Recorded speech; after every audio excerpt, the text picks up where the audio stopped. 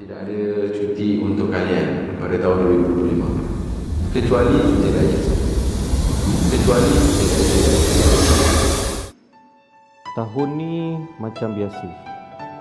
Aku terperangkap dalam rutin yang tak pernah habis. Kerja yang menimbun, mesyuarat yang tak selesai-selesai, dan tugasan yang sentiasa mengejar. Kadang-kadang aku rasa macam tak cukup masa untuk semua. Kerja. Cuma kadang aku terfikir, ini ke yang aku nak?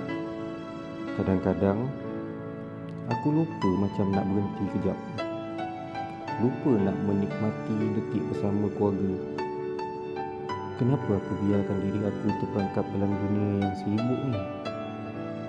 Keluarga aku, mereka adalah segala-galanya. Hari raya ni patutnya menjadi masa untuk mereka, bukan untuk kerja. Esok aku akan pastikan aku nak luang masa untuk mereka. Keluarga, mereka adalah yang paling berharga.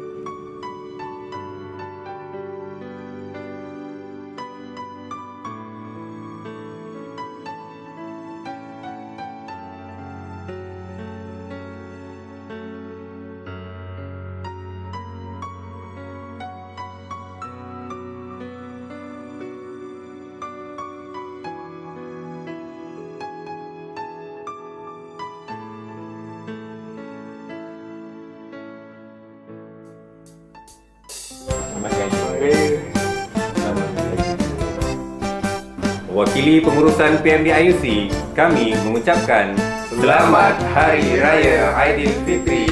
Maaf zahir dan batin.